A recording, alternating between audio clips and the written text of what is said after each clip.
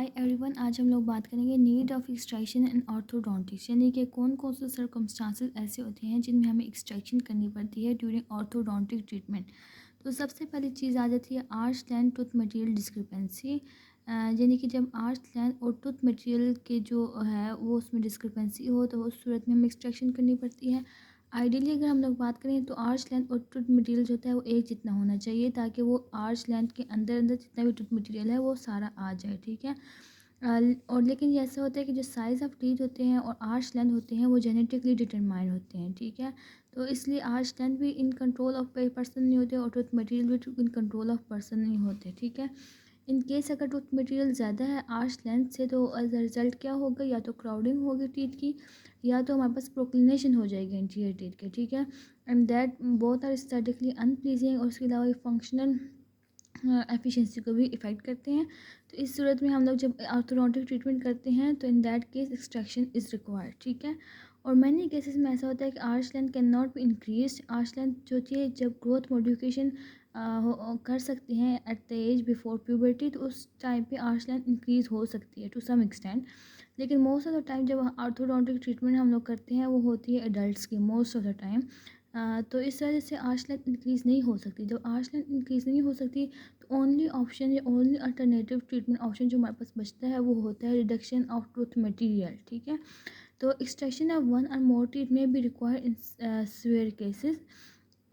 तो हम लोगों ने बात की तो इस वजह से हमें जो है एक्सट्रैक्शन करनी पड़ती है। नेक्स्ट अगर हम लोग बात करें कि और कौन कौन सी केसेस ऐसे हैं जिनमें हमें ऑर्थोडोंटिक्स ड्यूरिंग ऑर्थोडोंटिक एक्सट्रैक्शन करनी पड़ती है, वो हो जाती है करेक्शन और सैजिटल इंटर आर्च रिलेशनशिप।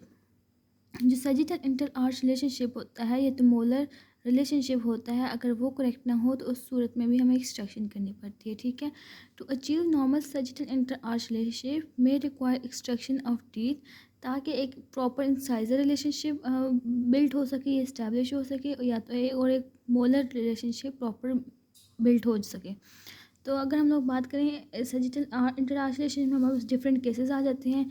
एक केस आ जाता है एंगल क्लास 1, ठीक है। एंगल क्लास 1 में हमारे पास पेशेंट कैरेक्टराइज होते हैं by normal sagittal inter arch relationship.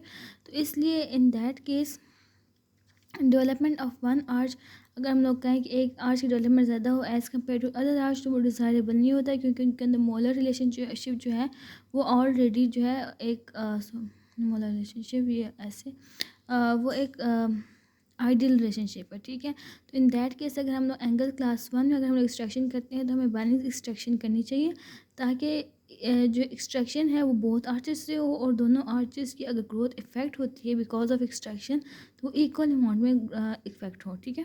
फिर अगर हम लोग बात करते हैं एंगल क्लास 2 की, अगर हम लोग बात करें जो एक सैजिटल इंटर आर्च रिलेशनशिप है, तो इसमें हमें पता है कि अपर डेंटल आर्च या तो फॉरवर्डली प्लेस होती है या तो लोअर आर्च बैकवर्ड प्लेस होती है। या अदर केस में ये हो सकता है कि अपर आर्च की ग्रोथ ज़्यादा है और लोअर आर्च की ग्रोथ कम है या रिटार्डेड है।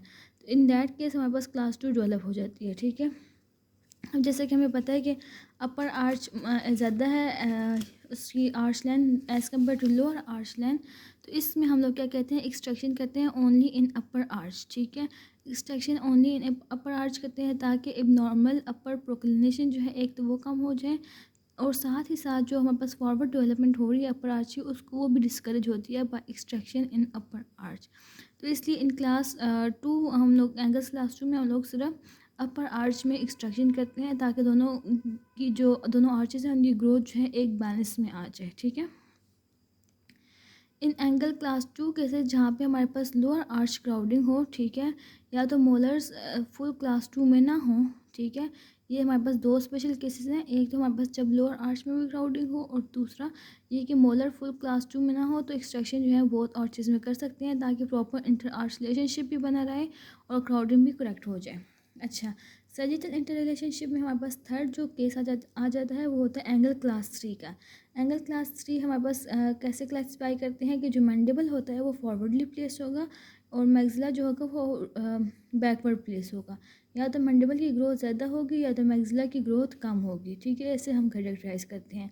जैसे हमें पता है कि मैंडिबल इसमें फॉरवर्डली प्लेस है, ये इसकी ग्रोथ ज़्यादा है, तो इसमें हम लोग मैंडिबल की जो ग्रोथ होती है उसको डिस्करेज करते हैं, ठीक है। तो इसलिए हम लोग for the discouragement of the lower mandible growth हम लोग एक्सट्रैक्शन करते हैं only in the lower arches, या तो इन केस है अपर आर्च में भी क्राउडिंग है तो उसमें हम लोग एक्सट्रैक्शन कर सकते हैं इन बोथ आर्चेस में, बट मोस्टली हम लोग लोअर आर्च में एक्सट्रैक्शन करते हैं in case of angle class 3। अच्छा, फिर थर्ड रीज़न कि हम लोग क्यों एक्सट्रैक्शन करते हैं इन ऑर्थोडोंटिक्स में, वो होता है abnormal size and form of teeth. ठीक है, the kind of teeth that need to extracted under to achieve satisfactory occlusion. Examples of के कि हम लोग कौन कौन से टीथ को एक्सट्रैक्ट कर सकते हैं ताकि हम लोग एक परफेक्ट ओक्लूजन एक्सट्रैक्ट कर सकें। अगर मैक्रोडोंशिया है तो उसको हम लोग एक्सट्रैक्ट कर सकते हैं, अगर बहुत ज़्यादा मैक्रोडोंशिया है जो कि ओक्लूसिव प्रीमेच्योरिटीज काज कर रहा है तो इसमें टू सम एक्सटेंट एक्सट्रैक्शन कर सकते हैं, but stripping is also an option. उसके अलावा हाइपोप्लास्टिक टीथ हैं, डायलिस्ट्रेशन है, नॉर्मल क्राउन मॉर्फोलॉजी है, तो इन केसेस में भी हम लोग एक्सट्रैक्शन कर सकते हैं। ठीक है, फिर अगर हम लोग बात करें फोर्थ रीज़न क्या है कि हम लोग एक्सट्रैक्शन करते हैं ऑर्थोडोंटिक्स में, वो है स्कल्टल जॉ मार रिलेशनशिप।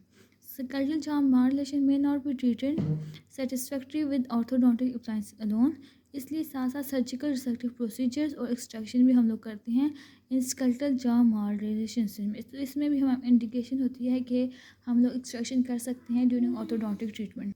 ओके, तो अब हम इस चीज़ को रिवाइज़ करेंगे कि हम लोग कौन कौन सी रीज़न्स होते हैं जिसमें हम लोग ऑर्थोडोंटिक्स के में एक्सट्रैक्शन करते हैं। फर्स्ट रीज़न कि हमारे पास ऑर्थोडोंटिक्स में एक्सट्रैक्शन क्यों इंडिकेटेड होती है, जब आर्च लेंथ ज़्यादा हो as compare to arch length कम हो as compare to tooth material, तो उसमें हम लोग एक्सट्रैक्शन इंडिकेटेड होती है। फर्दर अगर हम लोग बात करें, एक्सट्रैक्शन तब इंडिकेटेड होती है जब sagittal inter arch relationship correct ना हो, तो उसमें भी हम लोग एक्सट्रैक्शन कर सकते हैं। उसके अलावा अगर abnormal size and form of teeth है तो उसमें भी एक्सट्रैक्शन इंडिकेटेड होती है।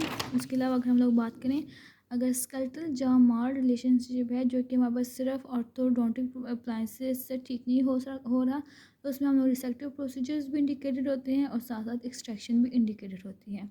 So this was all about कि कौन कौन से केसेस ऑर्थोडोंटिक्स में ऐसे होते हैं या कौन कौन सी रीजंस ऐसी होती हैं जिसमें एक्सट्रैक्शन रिक्वायर्ड होती है। सो इन केस अगर आपको वीडियो पसंद आई हो तो लाइक शेयर सब्सक्राइब और कमेंट करना मत भूलिएगा। Thank you so much for watching.